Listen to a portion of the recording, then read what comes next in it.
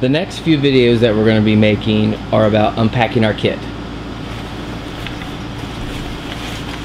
So the first C of survivability is a cutting tool. And it could be an axe. But we're going to be talking about knives today. Okay. A knife is important for processing food, cutting wood, building a shelter, making other tools. It can be a weapon, it can make traps. So it's really important when you're surviving in the wilderness. So in this teaching illustration, we're going to link it with fellowship. So the cutting tool links with fellowship. Do you know what fellowship is, Luke? No. Okay. It just has to do with hanging out with other Christian friends and encouraging one another. You can do it. Come on. So that's all. So the first C in survivability is a cutting tool, and it links with fellowship. Alright. The biblical truth comes from Proverbs 27, which says, "Iron sharpens iron, as one man sharpens another." And all that means is that when you sharpen something, well, first, before we get into that, let's talk about what you need. You need a knife and a sharpening tool. It's in here. Okay, hold it up there. You just need a knife and a sharpening tool. So the teaching moment will be when you're out camping and you have a dull knife and you need to sharpen it. So that's what we're going to be talking about here. So a dull knife, it's still a knife, it's just not as effective. A Christian is still a Christian even if they're not doing all the right things. They're just not as effective. And that's what this is about. So let's use this fake knife as our illustration. So for this knife to be effective and work to cut, it needs to have a straight edge. See how this edge is straight like that? Well, if we were to use this incorrectly, let's say we took a rock and we were banging this knife on a rock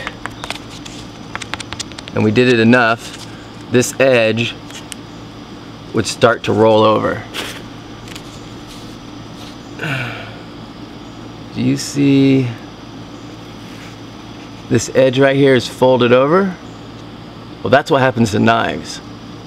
If you use them incorrectly, or if you just use them so long without sharpening them, the edge starts to roll over. So you can see this is straight here, this one's folded over.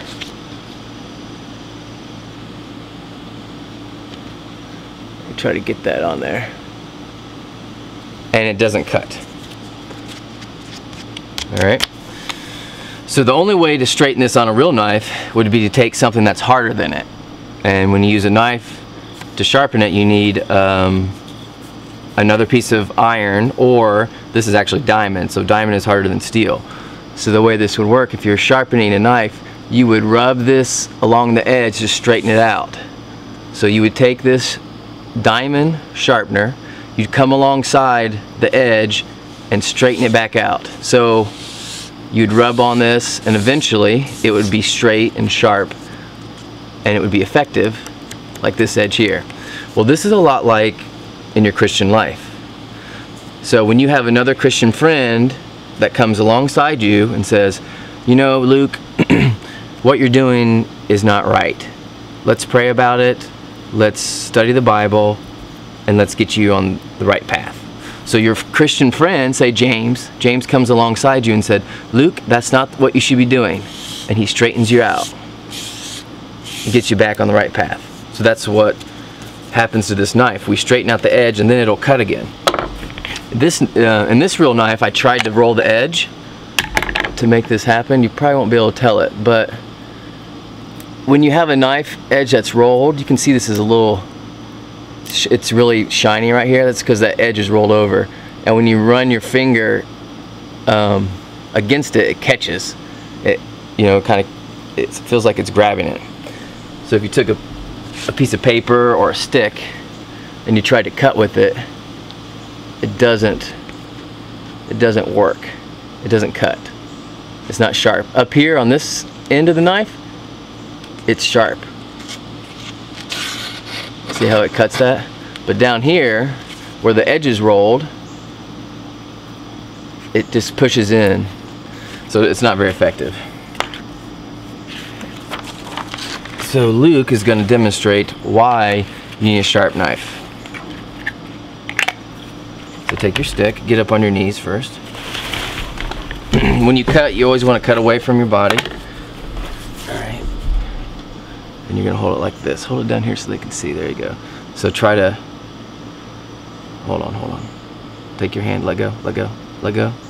Hold it right there. There you go. And hold it down like this. Okay. Can you guys see that? He's shaving a little bit of the bark off, but he's not cutting into the wood. It's not really grabbing. So this knife doesn't work very well. It's not very effective. Okay.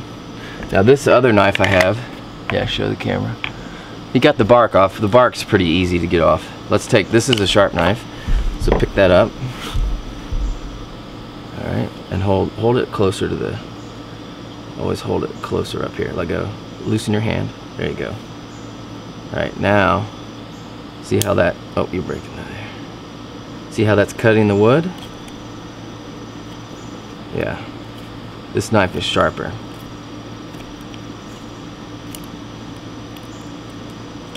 So if you had to make a tent stake, or this is more like a toothpick, isn't it? You would need a sharp knife.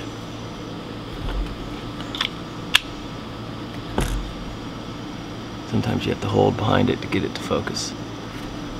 Okay, so an effective knife is more useful. A knife that has an edge that's sharp and it's maintained, it's a better useful tool. And as a Christian, if we are reading the Bible, hanging out with other Christians, they can come alongside us and say, you're not going in the right direction. Let me help you out. And they encourage you. You can do it. And they get you back on the right path. And you're more effective in God's kingdom. So when you're out camping, make sure you bring a knife and a way to sharpen it so it can stay effective.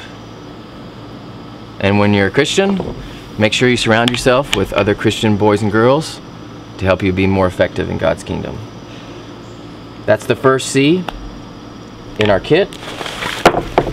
And we're going to keep unpacking it till we get through all 10 of them. Alright? Say bye. Bye. Bye.